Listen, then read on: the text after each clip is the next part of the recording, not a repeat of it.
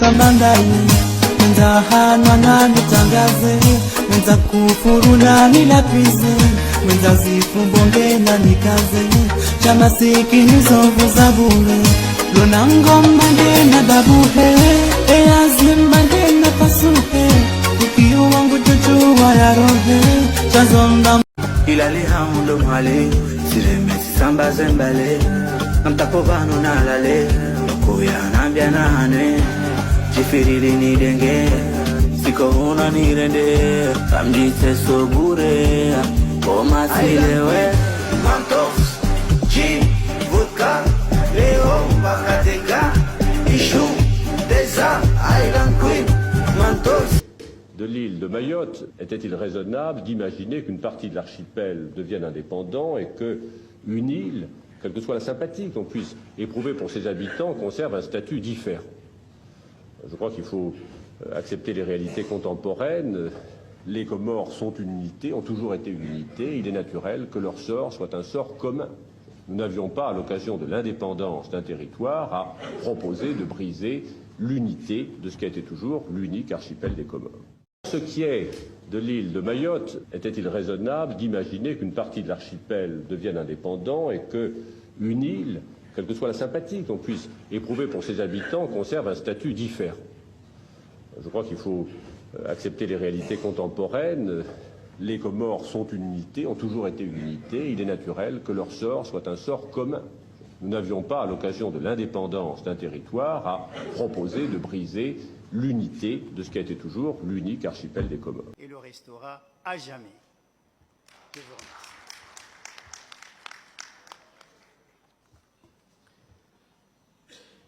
Teşekkür ederim Cənab Toyeri. İndi isə sözü vermək istərdim Qəmər Adaları İttifaqının Vətəndaş Cəmiyyətinin üzvü, 3-cü Yol Kollektivi İctimai Birliyin üzvü xanım Turquy Nadiyaya. Bonjour à tous. Je joins mes remerciements et salutations à ceux exprimés par mes collègues précédemment. Je voudrais vous parler, moi, de l'impact de l'occupation illégale de Mayotte sur les autres îles des Comores. Il y a un discours qui est assez courant, qui interpelle sur la pertinence de la lutte contre l'annexion de Mayotte par la France.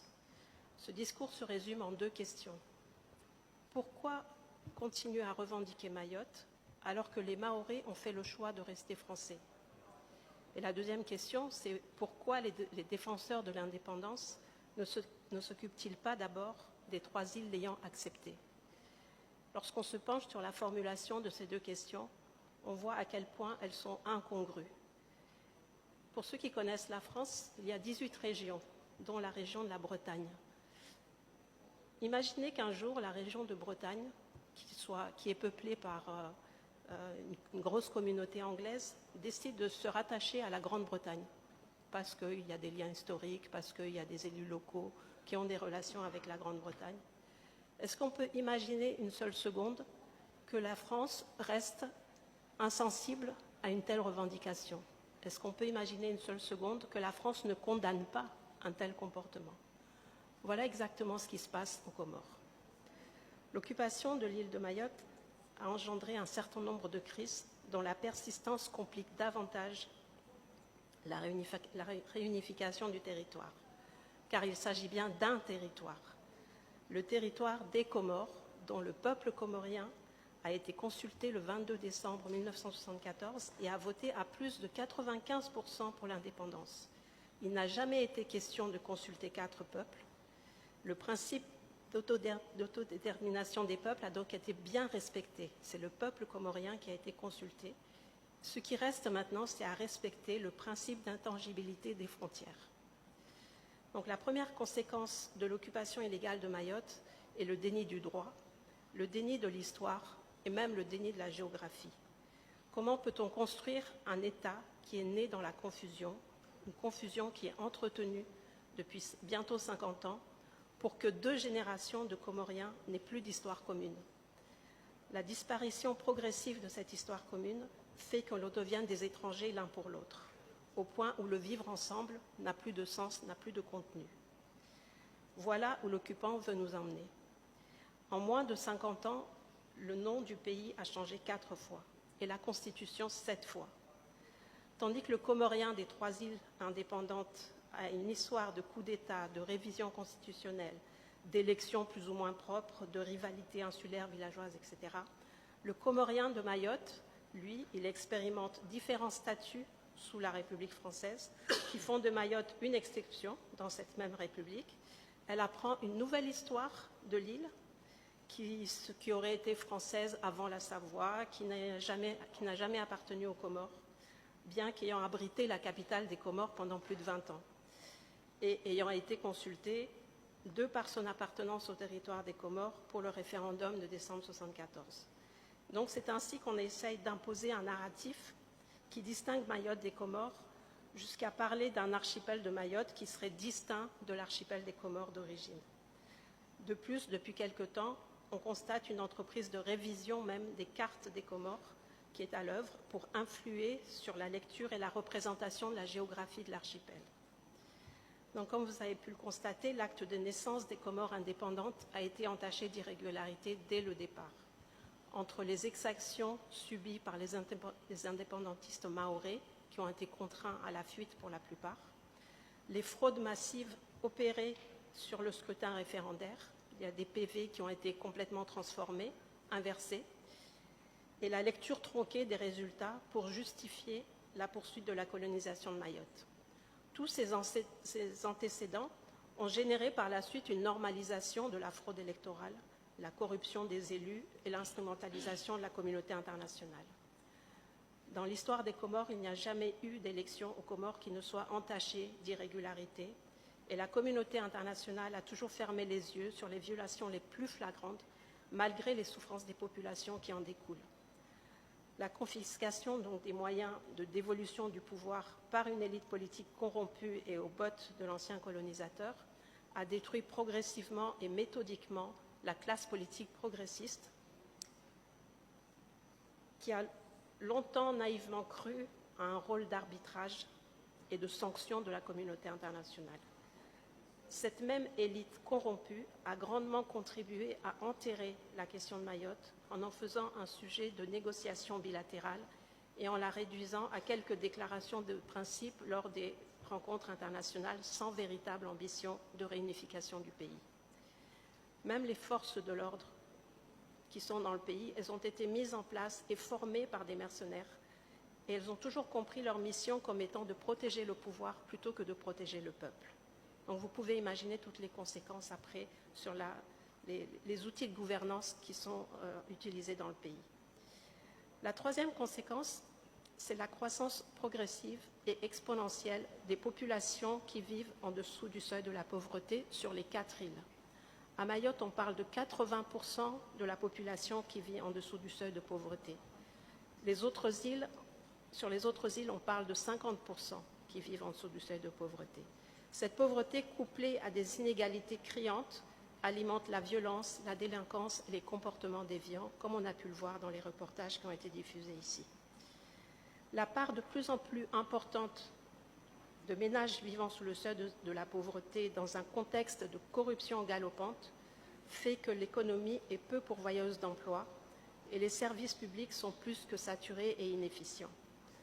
Les Comoriens sur les 4 îles manquent de tout: santé, éducation, eau, électricité, nourriture, habitat, emploi. Et le différentiel de développement qui a été créé à Mayotte à coup de subventions françaises et européennes en ont fait une des alternatives de la stratégie de survie des populations vulnérables.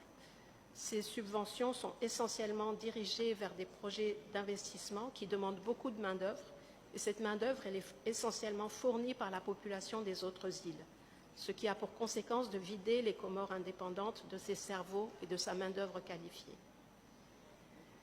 La 4e conséquence, c'est la crise identitaire qui sévit dans tout le pays et qui se manifeste sous plusieurs formes. Le fait de légitimer un choix de Mayotte sur une partie du territoire des Comores a créé un précédent énorme dans l'inconscient collectif. Si on légitime la sécession à Mayotte et qu'on justifie que les Mahorais peuvent décider en tant qu'entité à part du sort de leur île, pourquoi les Anjouanais n'en feraient pas autant avec Anjouan les Mohéliens de Mohélie et les Grands Comoriens de la Grande Comore. On voit ainsi comment insidieusement l'appartenance insulaire est devenue une revendication politique au point de se répercuter même sur la définition des institutions du pays. Chaque crise politique finit toujours en revendication insulaire et de manière insidieuse, la portée nationale d'un combat pour la liberté, la justice sociale, le progrès pour tous les Comoriens est réduite à des revendications d'autonomie des îles, de partage de telle ou telle infrastructure et de protection des uns contre les autres. Parce qu'on en fait en sorte que chacun devienne le bouc émissaire de l'autre et l'accuse de vouloir le dominer ou l'envahir. C'est ainsi qu'on arrive à une ethnicisation de la société sous couvert d'un équilibre des îles, une ethnicisation qui est poussée à outrance sur chaque île, entre villes et villages, urbains, entre la population urbaine et la population rurale, voire même entre Comoriens de l'intérieur et Comoriens de l'extérieur. Lorsqu'on regarde les Comores, on réalise que le sens d'appartenance à une nation ne se manifeste que lorsque joue l'équipe nationale de football. Équipe qui est miraculeusement composée des Comoriens de 4 îles et dont la majorité est issue de la diaspora. Il faut savoir que plus de 400 000 Comoriens vivent en dehors des Comores sur une population de moins d'1 million d'habitants, ce qui favorise l'importation de cultures diverses et variées, sans compter tous les étudiants éparpillés dans le monde, des États-Unis à la Russie, en passant par la Chine, l'Inde, l'Afrique, l'Europe et les pays arabes. L'absence de réflexion nationale dans les cercles de pouvoir alimente le repli communautaire. Mayotte n'est pas en reste en ce qui concerne le brassage des populations et la difficulté à cohabiter dans un contexte de pauvreté exacerbée et d'insécurité croissante. Comme vous pouvez le constater, le débat national est complètement escamoté, les discours et les actes politiques sont parcellisés, l'enjeu devient à quelle île reviendra le pouvoir demain au détriment de la qualité des hommes et des femmes et d'une véritable vision pour le pays. La question de Mayotte a ainsi, au fil des années, perdu de sa force alors qu'elle constitue l'alpha et l'oméga de la construction nationale. Elle a même été rendue taboue en indexant ceux qui continuent à la défendre d'être anti-français. En quoi la défense d'un territoire comorien par des Comoriens devient une attaque contre la France? Pourquoi la France se positionne-t-elle en défendresse d'un peuple mahorais qui serait distinct du peuple comorien, alors que la France elle-même dénie l'appellation de peuple corse, de même qu'elle a rejeté, tout comme l'Europe, l'idée d'une indépendance catalane au nom de la défense de l'unité espagnole. La persistance donc de l'occupation illégale de Mayotte empêche la construction effective d'un État comorien souverain qui aurait la latitude de développer sa vision de développement avec une politique économique et sociale qui repose sur ses atouts qui sont un archipel touristique à exploiter, une biodiversité et une culture riche à valoriser, une jeunesse qui ne demande qu'à être formée et accompagnée pour participer aux efforts de développement du pays. Cette occupation de Mayotte pèse dans les relations franco-comoriennes et impacte la situation sécuritaire de tout l'archipel, qui est maintenant exposé à la piraterie, au grand banditisme et de surcroît place la France dans une situation de juge et partie dans un contexte où les Comores ont besoin de parler d'une voix auprès de ses partenaires régionaux pour des politiques concertées sur l'avenir et la stabilité de l'océan Indien. On voit donc comment l'occupation illégale de Mayotte occulte le développement de l'ensemble de l'archipel et entretient la diversion des Comoriens des 4 îles sur des rivalités ancestrales qui n'ont plus lieu d'être au XXIe siècle. C'est la raison pour laquelle on fait aujourd'hui appel à la communauté internationale pour qu'elle s'implique de manière effective dans le règlement de cette question de l'occupation illégale de Mayotte. Je vous remercie.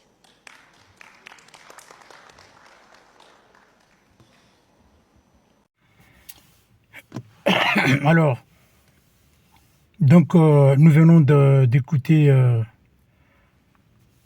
la représentante au niveau de ce congrès. Je pense bien, si je ne me trompe pas, ça peut être Nadia Sedbakar Turki, je pense. Je ne sais pas son intervention au niveau de cette réunion est datée de quand. Mais tout simplement, je tenais à dire que, franchement, la manière dont on a engagé ce combat, je pense que c'est révolu. Ce système est révolu. On n'a pas besoin de continuer à venir assister dans des réunions pour dénoncer la politique menée par la France sur le problème de l'île Mayotte.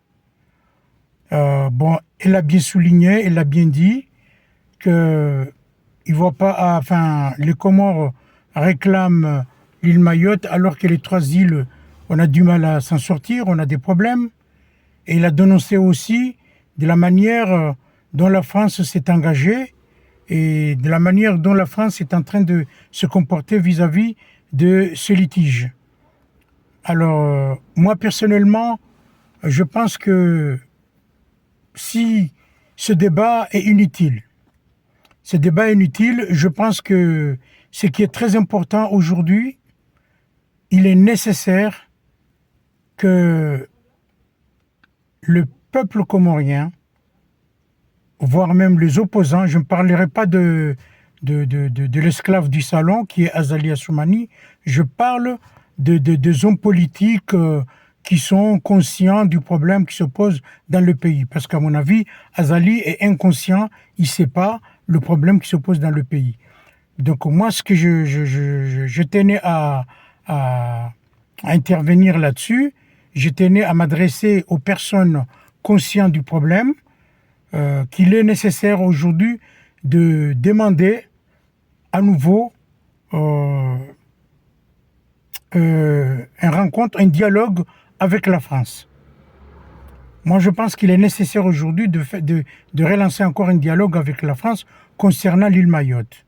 Il va falloir se concerter et demander à nouveau une négociation, voire même un dialogue, car au moment où les Comores ont pris leur indépendance, nous savons très bien que l'indépendance qui a été prise le 6 juillet 1974, c'était une indépendance qui a été mal engagée.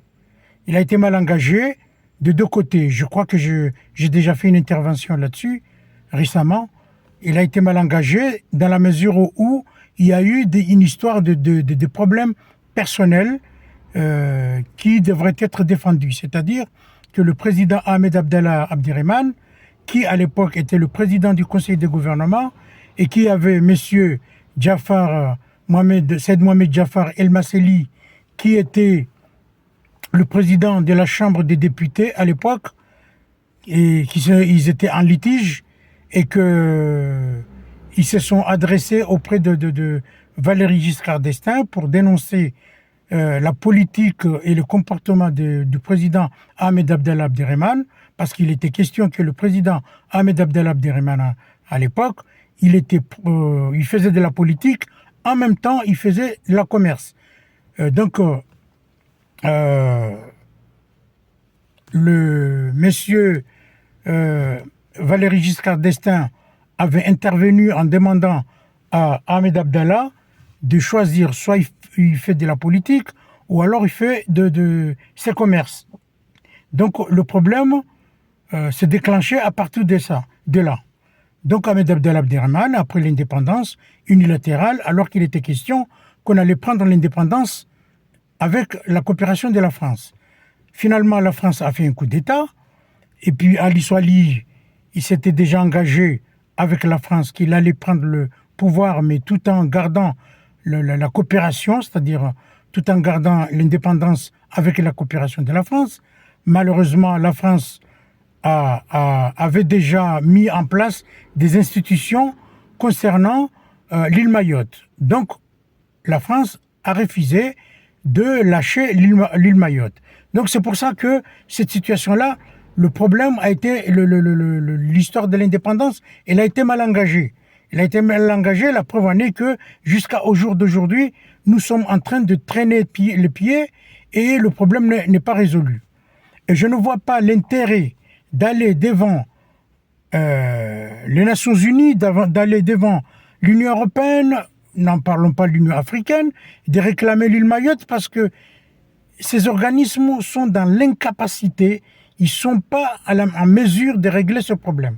On est resté en quelque sorte dans un cercle vicieux. La communauté internationale, à chaque fois, tous les différents présidents se présentent devant la communauté internationale, ils réclament l'île Mayotte, mais jamais ils ont une réponse à ce sujet. Et jamais il y a eu des sanctions qui tombent vis-à-vis de la France. Donc, je pense que la communauté internationale, pour moi, ça ne nous servira à rien. Voire même l'Union européenne, ça ne nous servira à rien. Pour moi, c'est des rigolos, c'est des gens qui sont là uniquement pour faire le show, mais jamais ces organismes seront à la hauteur. Donc, c'est pour cette raison qu'il est nécessaire aujourd'hui de faire appel à la France et d'essayer de renégocier. Mais avant de négocier, de faire une négociation à ce niveau, il va falloir qu'il y ait une stabilité politique, économique et sociale dans le pays. Parce que les Comores, actuellement, est dans une situation abracadabrantesque. On n'arrive pas à s'en sortir, on n'arrive pas à gérer les 3 îles. Il y a eu un esclave du salon qui est là, qui fait du mal au peuple comorien. Et ça s'est fait exprès parce qu'on le pousse à faire du mal à la population comorienne pour convaincre les Mahorais, pour dire aux Mahorais que l'indépendance n'était pas le bon choix. Moi, personnellement, je suis de même avis que les Mahorais s'ils disent que l'indépendance n'était pas le bon choix parce qu'au jour d'aujourd'hui, nous sommes dans l'incapacité de s'en sortir. Nous sommes là en train de s'entretuer pendant que Mayotte est resté tranquille. Il y a quand même une démocratie. Nous, en tant que peuple comorien, citoyens comoriens, opposés à la politique menée par Azali, nous sommes dans l'incapacité de se rendre dans notre pays pour rendre visite à nos familles. À cause de ça.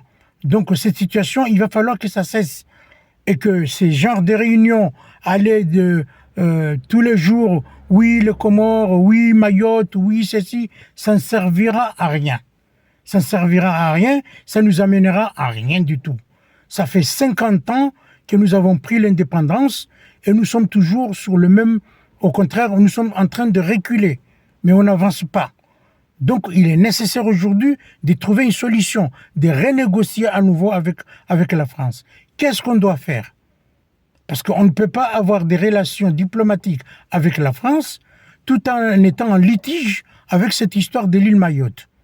Donc, il est nécessaire maintenant, dans la mesure que nous avons des relations de coopération diplomatique avec la France, il est nécessaire aujourd'hui de se remettre à table et de discuter ce problème. Parce que, il y en a qui insistent, oui, il faut que Mayotte revienne. Mais Mayotte ne peut pas revenir dans la mesure où on est dans l'incapacité de régler les problèmes des 3 îles. Comment voulez-vous que les Mahorais acceptent de revenir alors qu'on n'est pas à la hauteur de régler ce problème de 3 îles? Moi, je trouve ça que c'est des paroles en l'air. Tous les jours, oui, il faut que Mayotte redevienne dans son intégrité territoriale. Quelle intégrité territoriale? Moi, je dirais plutôt qu'il faut que la démocratie et la liberté d'expression redeviennent dans l'intégrité territoriale avant d'engager ce genre de débat. Si vous voulez absolument que Mayotte revienne, moi je pense que ça c'est une façon de, comme disent les Malgaches, en tout dit timia d'envat. Ça veut dire que l'œuf ne se bagarre pas avec le caillou. Donc ça ne sert à rien. On perd du temps là-dedans. Vous voulez absolument qu'on engage le problème de Mayotte. Discutons avec la France, tranquillement. Demandons une autre négociation. Qu'est-ce qu'on doit faire? C'est tout. Mais la communauté internationale, ça ne servira à rien. Pour moi, ça ne servira à rien. C'est du temps perdu. Voire même l'Union européenne, c'est du temps perdu. Ça ne servira à rien. Vous êtes en train de gâcher de l'argent pour organiser des congrès inutiles, pour organiser des réunions inutiles, venir rabâcher et dire ce qu'on a envie de dire concernant la France, concernant Mayotte, concernant les Comores, et après, la page est fermée, on n'en parle plus. Mais non, ça ne sert à rien. Vous savez très bien qu'Ahmed Abdallah avait mal engagé avec Valéry Giscard d'Estaing. Valéry Giscard d'Estaing, le début, il était question que l'île Mayotte allait avec les 4 îles, allait être indépendant avec les 4 îles. Finalement, il y a eu un désaccord, comme je viens de l'expliquer. Alors, maintenant, on fait quoi?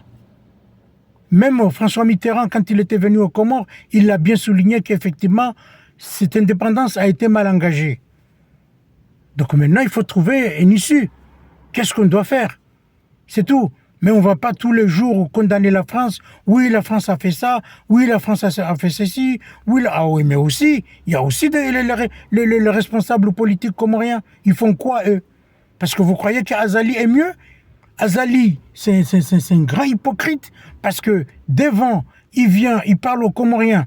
Ouais, nous voulons l'île Mayotte. Il faut que l'île Mayotte redevienne dans son intégrité territoriale.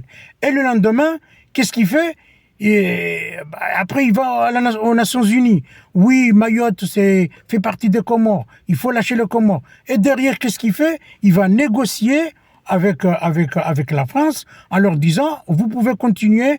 La preuve en est que vous avez l'opération Bouchou. Azali était d'accord. Qui est l'opération Bouchou? Et quand on lui a posé la question, il disait moi je fais ça pour qu'on me laisse au pouvoir. Alors, vous vous rendez compte? Donc ça finira jamais. C'est une histoire de fou. Ça ne sert à rien. Réglez le problème d'abord des Comores. Réglez le problème de 3 îles d'abord. Et quand il y aura le problème de 3 îles, ce problème-là sera réglé, en ce moment-là, on parlera de Mayotte. Mais vous n'allez pas essayer de vouloir monter sur 2 chevaux alors qu'il y a un cheval que vous êtes incapable d'y monter. À chaque fois, on se casse la gueule. Alors, il faut arrêter. Donc, je vais m'arrêter là, tout en demandant à tous nos compatriotes de faire circuler cette vidéo et de faire conscientiser le peuple comorien que l'île Mayotte, pour le moment, ne devrait pas être à l'ordre du jour. Ce qui devrait être à l'ordre du jour aujourd'hui, c'est la stabilité politique et aller jusqu'à la stabilité économique et sociale aux Comores. Et à ce moment-là, on en parlera. On en parlera sur l'île Mayotte. Mais sinon, tout ça, c'est du vent. C'est du vent, c'est de la poudre à perlimpinpin, comme dit les petits jeunes, là, les petits jeunes politiciens. Donc je m'arrête là en souhaitant à nos chers compatriotes que la situation des Comores changera, Inch'Allah. Merci, au revoir.